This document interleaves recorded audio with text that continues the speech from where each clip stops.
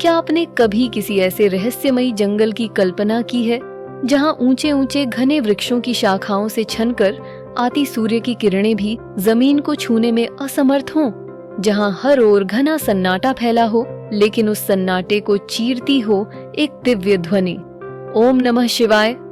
ऐसा प्रतीत होता है मानो खुद भगवान शिव उस जंगल में तपस्यारत हों। जी हाँ, आज हम आपको लेकर चलने वाले हैं भारत के एक ऐसे पवित्र स्थान पर जो केवल एक तीर्थ नहीं बल्कि एक जीवंत चमत्कार है। वह स्थान जहां भगवान शिव ने स्वयं एक राक्षस का वध कर अपने परम भक्त की रक्षा की थी, और वहीं उन्हीं वनों के बीच प्रकट हुआ था भीमाशंकर ज्योतिर्लिंग।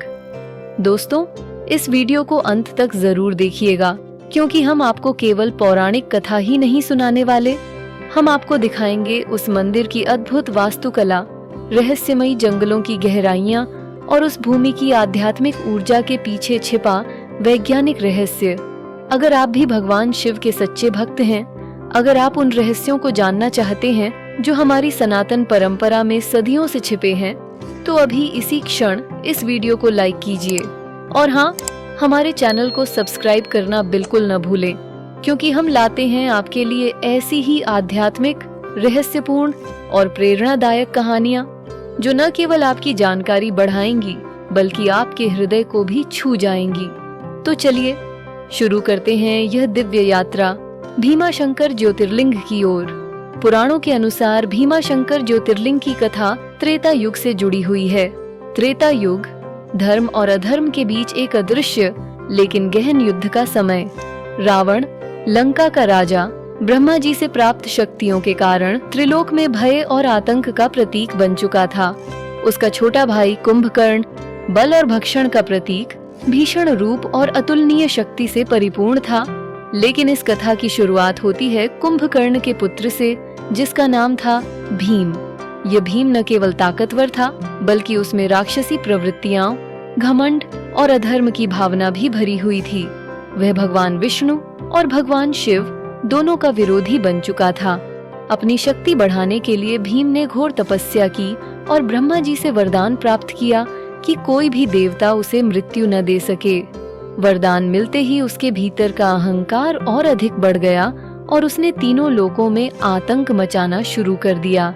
इसी दौरान उसे यह पता चला कि उसके पिता कुंभकर्ण का वध भगवान श्री राम के हाथों हुआ था और उनका अंत धर्म के पक्ष में हुआ था। यह जानकर भीम का क्रोध और बढ़ गया। उसने प्रतिशोध लेने के लिए भगवान शिव के परम भक्त कामरूपेश्वर ऋषि को बंदी बना लिया। वह चाहता था कि ऋषि भगवान शिव की पूजा न करें और शिवलिंग की आराधना बंद कर दें, लेकिन कामरूपेश्वर ऋषि की भक्ति अटल थी। उन्होंने बंदी अवस्था में भी अपने आराध्य शिव की पूजा करना नहीं छोड़ी। यह देखकर क्रोधित भीम ने शिवलिंग को उठाकर तोड़ने का प्रयास किया, लेकिन उसी क्षण वहाँ एक अद्भुत चमत्कार घटित हुआ। तेज प्रकाश से सारा वातावरण उज्जवल हो गया, धरती कांपने लगी और वहाँ स्वयं भगवान शिव प्रकट हो गए। भगवान शिव ने अपने भक्त की रक्षा हेतु राक्षस भीम से युद्ध किया। यह युद्ध घमंड और भक्ति के बीच था, अधर्म और धर्म के बीच था। अंततः भगवान शिव ने भीम का वध कर दिया। जिस स्थान पर भगवान शिव ने अपने भक्त की रक्षा के लिए स्वयं प्रकट होकर राक्षस का अंत किया, वही स्थान आज भी भीमाशंकर ज्योतिर्लिंग के रूप में पूजनीय है। यह धरती आज भी उस दिव्य घटना की साक्षी है जहां भक्ति की शक्ति ने राक्षसी अहंकार को पराजित किया था। जो भी श्रद्धालु यहां आते हैं वे आज भी उस ऊर्जा, उस दिव्यता और उस साक्षात शिव प्रकट स्थल की अनुभूति करते हैं। यह स्थान न केवल आध्यात्मिक रूप से महत्वपूर्ण है बल्कि यह भक्त और भगवान के अटूट संबंध की अमर कथा भी कहता है। भीमाशंकर ज्योतिर्लिंग महाराष्ट्र राज्य के पुणे जिले के घने जंगलों में सह्याद्री पर्वत श्रृंखला की गोद में स्थित है। यह स्थान न केवल धार्मिक दृष्टि से अत्यंत पवित्र माना जाता है बल्कि इसकी प्राकृतिक सुंदरता और रहस्यमयी वातावरण भी भक्तों को अपनी ओर आकर्षित करता है। लगभग 3250 फीट की ऊंचाई पर स्थित यह मंदिर एक अलौकिक अनुभव का आभास कराता है। यहाँ तक पहुँचने के लिए भक्तों को घने जंगलों, गहरी घाटियों और ऊंचे पर्वतीय रास्तों से होकर गुजरना पड़ता है, जो इस यात्रा को एक रोमांचक और आध्यात्मिक अनुभव में बदल देता है। भीमाशंकर क्षेत्र को भोरगिरी नाम से भी जाना जाता है। इसी क्षेत्र से निकलती है पुण्य भीमा नदी, जो आगे जाकर दक्षिण भारत की प्रमुख नदी कृष्णा में मिलती है। मान्यता है कि जब भगवान शिव ने राक्षस भीम का वध किया तो उस युद्ध के बाद वे थक गए और उनके शरीर से निकला पसीना इस पर्वतीय स्थल पर बहने लगा। यही पसीना जलधारा बनकर नीचे बहा और आगे चलकर भीमा नदी के रूप में प्रवाहित हो गया। यह कथा इस पवित्र स्थल को और भी अद्भुत चमत्कारी बना देती है। यहाँ की शुद्ध जलवायु, निर्मल वायु और सह्याद्री की पर्वतीय ऊर्जा हर भक्त के भीतर आत्मिक शांति भर देती है। मंदिर के चारों ओर फैला हुआ वन क्षेत्र आज भी अपनी विविधता के लिए प्रसिद्ध है। खासकर यहाँ पाई जाती है एक विशेष प्रजाति की विशाल गिलहरी, जिसे भीमाशंकर जायंट स्क्वैरल कहा जाता है। ये रंग बिरंगी, दुर्लभ और सुंदर गिलहरी केवल इसी क्षेत्र में देखने को मिलती है और यह दर्शाती है कि यह स्थान केवल आध्यात्मिक ही नहीं बल्कि प्राकृतिक रूप से भी अत्यंत समृद्ध है। भीमाशंकर मंदिर की वास्तुकला प्राचीन नागर शैली में निर्मित है, जो भारतीय मंदिर निर्माण की समृद्ध परंपरा की एक अद्भुत कृति मानी जाती है। यह मंदिर पूरी तरह से पत्थरों से निर्मित है और इसकी संरचना में शिल्पकला की उत्कृष्टता स्पष्ट रूप से दिखाई देती है। मंदिर न केवल आध्यात्मिक श्रद्धा का केंद्र है, बल्कि यह एक महत्वपूर्ण ऐतिहासिक धरोहर भी है, जो हजारों वर्षों से हिंदू संस्कृति की जीवंतता को दर्शाता है।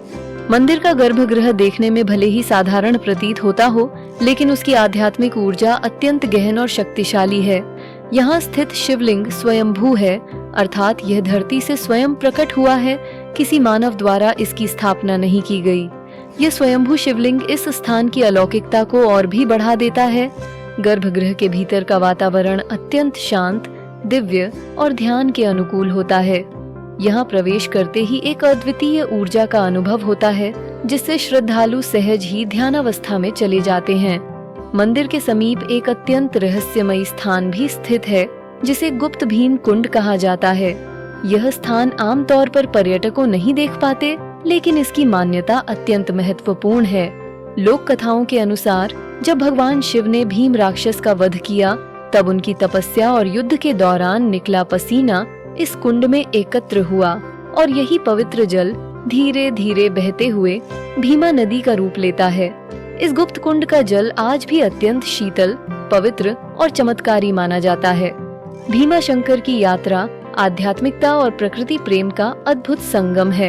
यदि आप भी भीमाशंकर मंदिर की यात्रा करने की योजना बना रहे हैं, तो मॉनसून और सर्दियों का समय इस तीर्थ स्थल के दर्शन के लिए सबसे उत्तम माना जाता है। विशेष रूप से जुलाई से फरवरी के बीच यहाँ का मौसम अत्यंत सुहावना, हरियाली से भरपूर और भक्ति भाव से परिपूर्ण होता है, जो यात्रियों को एक दिव्य अनुभूति प्रदान करता है। भीमाशंकर मंदिर तक पहुँचने के लिए पुणे से लगभग 110 किलोमीटर की दूरी तय करनी होती है। यह यात्रा सड़क मार्ग से की जा सकती है, जो एक सुंदर और रोमांचकारी अनुभव देती है। इसके अलावा साहसिक प्रेमियों के लिए ट्रैकिंग और जंगल सफारी का विकल्प भी उपलब्ध है, जहां घने जंगल, वन्य जीवों की झलक और प्रकृति की गोद में चलते हुए भगवान शिव के दर्शन का सुख मिलता है। ये मार्ग यात्रियों को न केवल शारीरिक रूप से बल्कि मानसिक और आत्मिक रूप से भी समृद्ध करता है। भीमाशंकर में प्रतिवर्ष महाशिवरात्रि के पावन अवसर पर विशेष धार्मिक आयोजन होते हैं, जिसमें देश भर से हजारों श्रद्धालु भाग लेते हैं। इस पर्व के दौरान मंदिर परिसर भक्ति, मंत्रोच्चार और आरती की गूंज से गूंज उठता है, जो हर भक्त को भाव विभोर कर देता है। यह तीर्थ स्थल केवल एक धार्मिक स्थल भर नहीं है, बल्कि यह आत्मा की गहराइयों तक पहुंचने का एक पवित्र द्वार है। मान्यता है कि भीमाशंकर में बिताई गई एक रात्रि की आराधना 1000 वर्षों की कठिन तपस्या और साधना के बराबर पुण्य फल देती है। यहाँ आकर व्यक्ति अपने भीतर की शक्ति, शांति और भक्ति को एक नए रूप में अनुभव करता है। भीमाशंकर की यह यात्रा जीवन भर के लिए एक अविस्मरणीय आध्यात्मिक स्मृति बन जाती है। भीमाशंकर न केवल एक ज्योतिर्लिंग है, बल्कि यह एक जीवंत प्रतीक है भक्ति की शक्ति, अधर्म पर धर्म की विजय और भगवान शिव की करुणा का। यहाँ का हर पत्थर, हर पेड़ और हर हवा की सरसराहट भी एक ही मंत्र बोलती है, ओम नमः शिवाय।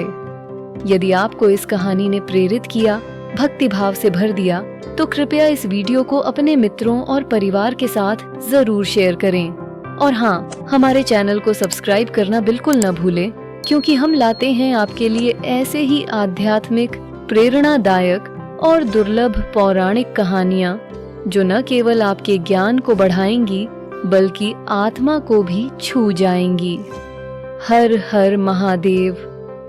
राधे राधे।